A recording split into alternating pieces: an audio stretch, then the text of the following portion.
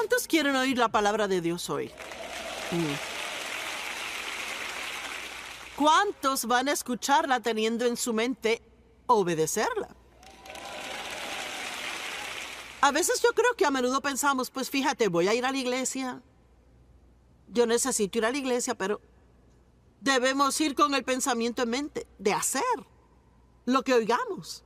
El solo tener algo subrayado en la Biblia o el escucharla no es la clave de la victoria, sino es el vivirla. Me gusta lo que Jesús dijo en Juan capítulo 13, donde le lavó los pies a los discípulos. Cuando llega por el verso 17, él dice, sabiendo estas cosas, bendecidos y felices son si las hacen. Así que hoy van a oír algunas cosas y todo lo que oigan les hará responsables para hacerlas. Así que está aquí, ahora va a tener la responsabilidad. El cristianismo de queso y galletas. En actualidad, el título correcto es reclamando lo que es legítimamente suyo, pero un hombre quería ir a América por muchos años a fin de tener una mejor vida para sí y su familia. Diligentemente ahorró lo que pudo año tras año y finalmente tuvo lo suficiente para comprar un pasaje para ir a América. También llevó una barra de queso y un paquete de galletas consigo para comer en el viaje.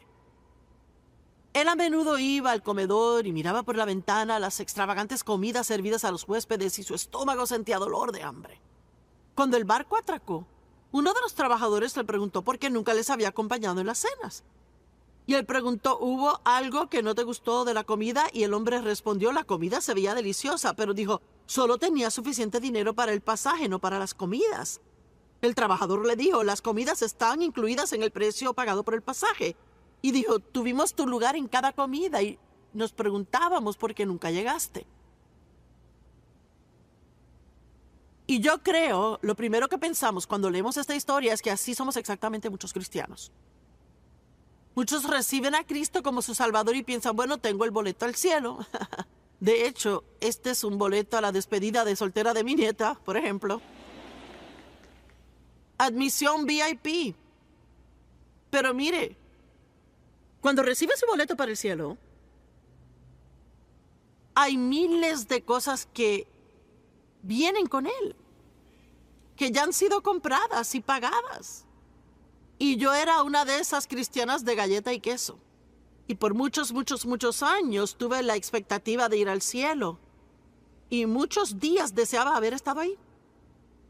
Pero no estaba aprovechando ninguna de las promesas de Dios que ya estaban ahí, compradas, pagadas para mí, ahora mismo y todos los días de mi vida. Y yo creo que hay probablemente, quizás millones de cristianos que son así.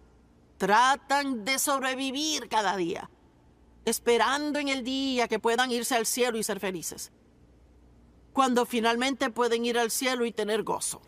Pero vea, Jesús dijo, y está escrito en Juan 10:10, el ladrón solo viene a robar, matar y destruir. Es todo lo que hace el diablo. Mentir, engañar, tratar de matar todo lo bueno que Dios quiere que usted tenga. Si hay alguna forma en que puede evitar que usted tenga lo que Jesús murió para que tenga, Él lo hará. Y a veces solo tenemos que pelear un poco, ¿lo ven? No podemos ser pasivos, esperar que todo funcione. Tenemos que decirle, mira, diablo, Jesús murió por mí para que tenga esto. Y lo voy a tener. Y me gusta lo que Pablo dijo. Dijo, estoy dejando ir lo que queda atrás. Y dijo, la única cosa que es más importante que cualquier otra. ¿Sabe? Pablo sabía mucho, así que decir que esta única cosa era importante es algo que hay que prestarle atención. Y dijo, una cosa hago, es mi única aspiración, olvidando lo que queda atrás y prosiguiendo hacia las cosas que están adelante. Él dijo, he determinado asir aquello por lo que Jesucristo murió para asir de mí. Así que, piénselo, he determinado echar mano de las cosas por las que Cristo murió para echar mano de mí. Sí, Él murió para perdonar mis pecados y para que podamos estar en la eternidad con Dios, el Padre, Jesús y el Espíritu Santo. Pero Él también murió para que seamos libres. para que no tengamos que vivir la vida en el pasado, o bajo una carga de culpa y condenación, o vivir con temor, o vivir nuestras vidas tratando de complacer a otros. Hay tantas cosas a las que renunciamos porque o bien no sabemos que son nuestras, o no vamos y obtenemos lo que es legítimamente nuestro. Y yo me siento como Pablo, he determinado que si alguien lo puede tener, lo tendré. Y mire, tiene que sentirse así. Muchas personas se ven a sí mismas y sus errores y como que secretamente deciden que todas estas bendiciones son para otro, pero no para ellos. Y usted tiene que entenderlo, que si Dios lo hace por otro, lo hará por usted. Porque dijo, cualquiera que... Y no hay nadie aquí que no caiga en esa categoría de cualquiera. Usted es ese cualquiera. Él dice, cualquiera que... Pues significa que en parte depende de uno.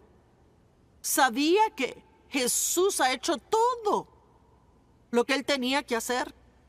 No tenemos que estar rogándole que haga algo. Él ya lo ha hecho. Lo que tenemos que hacer es aprender a recibir. Amén. A recibir. Vamos a practicar un poco de eso hoy.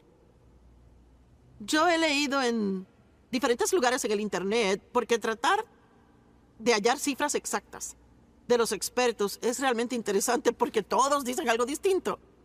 Y a mí me sorprende que pueden haber 5 expertos con opiniones diferentes. Y si dice que es un experto, uno le cree.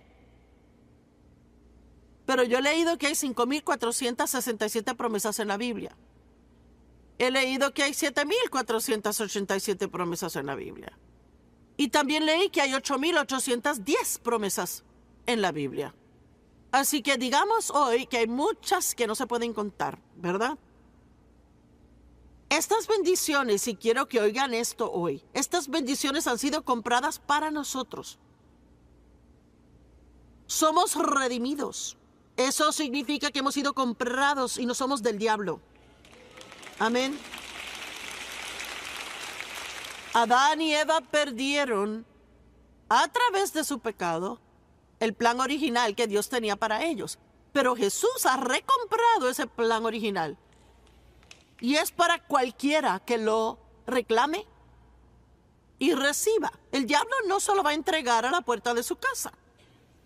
Estamos en guerra. ¿Sabían eso? Somos llamados soldados en el ejército de Dios. Las bendiciones han sido compradas para nosotros con la sangre de Jesús.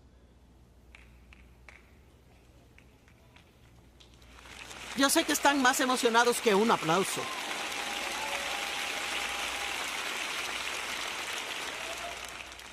Cuando uno para y piensa en cómo Él sufrió, para que podamos tener grandes vidas, es que es patético cuántas cosas se nos pasan porque quizás la iglesia a la que vamos no nos las dice. O simplemente no sabemos luchar por ellas. Y recientemente yo estaba trabajando en otro mensaje y leí en Mateo, creo que fue ahí, cuando Jesús estaba en el huerto de Getsemaní y Él estaba atravesando la agonía, Él estaba pasándola, preparándose mentalmente, espiritualmente preparándose para ir a la cruz y para... ¿Pueden imaginarse Jesús santo haciéndose pecado? Qué horrible debe de haber sido eso para Él.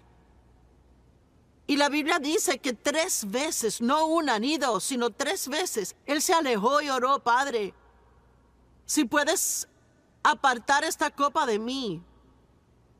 Así que seamos muy claros aquí hoy, que Él no quería ir a la cruz.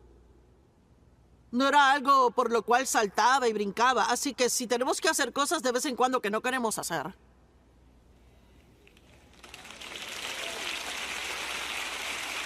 creo que podemos manejarlas. Así que la próxima vez, cuando Dios quiera que haga algo y no quiera, Él no quería ir a la cruz tampoco. Pero Él dijo, sin embargo, hágase tu voluntad y no la mía. Y esto es lo hermoso, aunque Con todo lo que había en él, no quería ir a la cruz. Él quería complacer a su Padre más que lo que él quería complacerse a sí mismo. Creo que eso es hermoso. ¿Se da cuenta cuán diferente sería nuestra vida si fuera nuestra actitud? Que yo no quiero hacer esto, pero lo haré por ti, Dios. Cuando Dios me dijo que Él quería que Dave y yo cuidáramos a mi madre y a mi padre que me había abusado sexualmente a mí y mi madre que lo permitió, yo no quería hacer eso. Eso era lo último en el mundo que quería hacer. Yo no quería estar cerca de ellos, no quería verlos, no creía que lo merecían.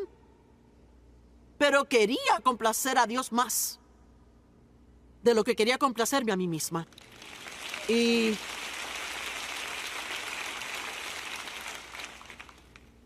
yo lo hice por 13 años. Y yo no esperaba que durara tanto. Y yo no esperaba que fuera tan caro como lo fue. Los tuvimos en una casa por un tiempo. Compramos la casa, pero se enfermaron y no pudieron estar ahí, sino en residencia asistida. Y luego tuvieron que ir de ahí a una residencia de ancianos, mi mamá, papá y tía. Mi tía viuda. Y yo sé que esto suena feo, pero es verdad. No hay una sola vez que yo fui a visitarles al asilo a mi mamá y papá que pueda decir que quería ir. Pero sabía que eso era lo que debía hacer. Oigan, quiero que me oigan. Tenemos que hacer lo correcto cuando queramos o no queramos. Recuerden que Jesús no quería ir a la cruz. Realmente me impactó cuando lo entendí. Que 3 veces. Y luego cuando él estaba en el jardín y los soldados entraron a buscarlo. Y él pudo haber salido de allí cuando quisiera. Pedro, que era siempre un poco agresivo y hacía todo en el momento equivocado, él saca la espada y le corta la oreja al soldado. Supongo que Jesús tuvo que ponérsela de nuevo. Y Jesús le dijo, Pedro, no sabes que si yo quisiera, yo podría llamar a 12 legiones de ángeles, son 72,000 ángeles, y me sacarían de aquí. Pero si yo hiciera eso, ¿cómo se cumpliría la voluntad de Dios? Wow. Ay, Dios mío. Y yo les diré algo que aprendí hace tiempo y realmente me ayuda. Y mire, cuando uno está haciendo algo porque uno ama a Dios y es difícil hacerlo, pero lo hace de todos modos porque ama a Dios, ahí es cuando crece espiritualmente. Si es fácil hacerlo, entonces es fácil debido al crecimiento espiritual que ya tiene del pasado. Así que en vez de pensar cuán difícil es todo, piense en cómo está creciendo y cuánto más libre va a ser, ¿verdad? Cuánto más libre va a ser. Y yo le puedo decir, y yo no sé cómo explicárselo, pero la gracia que Dios me dio a mí para hacer lo que hice por mis padres, yo creo que fue lo más poderoso que he hecho en mi vida. Y yo creo que eso destruyó al diablo. Porque la Biblia dice, escúcheme, que vencemos el mal con el bien. Así fue como yo me vengué del diablo. Por lo que me hizo a mí. Uno no se venga de alguien odiándoles. Uno no se venga de alguien tratando de vengarse de ellos.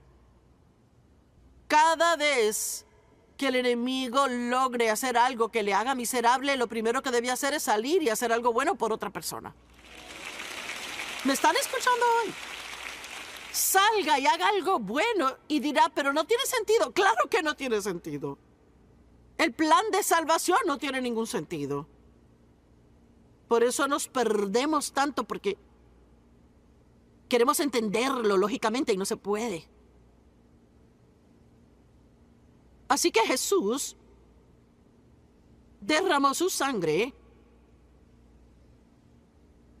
a fin de que tuviéramos libertades y los derechos que nos fueron robados y que fueran redimidos.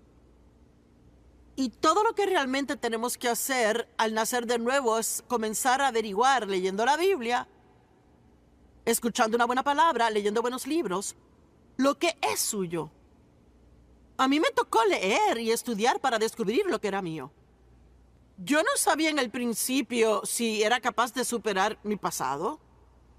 Yo pensaba que siempre tendría una vida de segunda clase porque había sido abusada sexualmente y que sería un poquito inferior. Pero eso era mentira. Eso era mentira. En realidad, la verdad del asunto es que descubrí que Dios dice que Él me iba a dar una doble bendición por mis problemas pasados. Vean, y yo personalmente creo que tengo una mejor vida de la que hubiera tenido si eso nunca me hubiera pasado. Ahora, eso tampoco tiene sentido lógico, pero he decidido seguir a Dios. No tiene que tener sentido. Si está en el libro, estoy de acuerdo. Estoy a favor. Amén. Así que tenemos una relación de pacto con Dios. Y no entendemos los pactos hoy día como lo hacían cuando se escribió la Biblia. Pero un pacto no se podía romper. Y si se rompía con el costo de muerte. Si tenía un pacto con alguien y lo rompía, su vida se acababa. Así que tenemos una relación de pacto con Dios. Salmo 103 del 17 al 18. Pero de la eternidad a la eternidad el amor del Señor está con los que le temen. Ahora, yo solo quiero decir unas palabras del temor a Dios. No hay que tenerle miedo a Dios. Pero una de las cosas más grandes que falta en las vidas de los cristianos hoy día es un temor reverente y asombro hacia Dios. Así que muchas veces la gente vive vidas desordenadas. Hacen cosas que son inmorales y son como el mundo. Porque no tenemos ese temor reverente y ese asombro que amar a Dios provoca. Yo no le tengo miedo a Dios. Yo no tengo miedo que me haga daño. Pero yo tengo reverencia por Dios. Yo nunca me atrevería a pararme aquí y predicar si me hubiera peleado con mi marido en este día, a no ser que hiciera la paz con él antes de subir. Tenemos que dejar de jugar jueguitos con Dios y vivir santos. ¿Cuántos entienden el temor reverente? Y vea, Dios es Dios y Él tiene todo poder. Y Él puede hacer lo que Él quiera hacer, cuando Él quiera, con cualquiera. Así que no importa lo que el mundo le diga, lo que no puede tener y lo que no puede hacer. Si está en la palabra, si usted ama a Dios y Él dice que puede tenerlo, usted puede tenerlo. No hay diablo en el infierno que pueda impedir que tenga una buena vida si realmente quiere tenerla. Amén. Y su justicia con los hijos de sus hijos. Ahora es interesante también porque Dios nos hace justos con Él cuando nacemos de nuevo, y hablaremos de eso luego, porque yo creo que es una de las cosas más duras para que la gente capte, que Dios me ve a mí como justo. Porque usualmente pensamos en lo que anda mal con uno, ¿verdad? El diablo le susurra en el oído siempre, ¿qué te pasa a ti? ¿Qué te pasa a ti?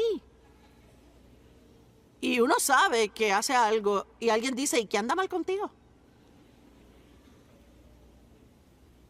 Y sí, hacemos cosas malas, pero lo que somos es diferente a lo que hacemos. Cuando uno sabe quién es, entonces esas acciones mejorarán. Amén. De gloria en gloria. Así que esta justicia que Dios nos da se torna en comportamiento bueno, porque cuando uno recibe algo por dentro, entonces puede producirlo en su exterior. Pero Dios no esperaría que yo viviera una vida justa si Él no me hubiera dado justicia para empezar. Amén. Así que, cuando uno vive esa vida justa, eso afecta a sus hijos. Y eso afecta a los hijos de sus hijos.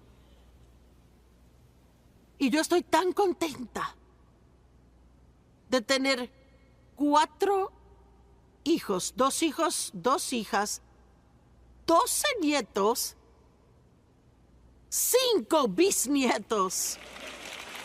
Y todos están sirviendo a Dios.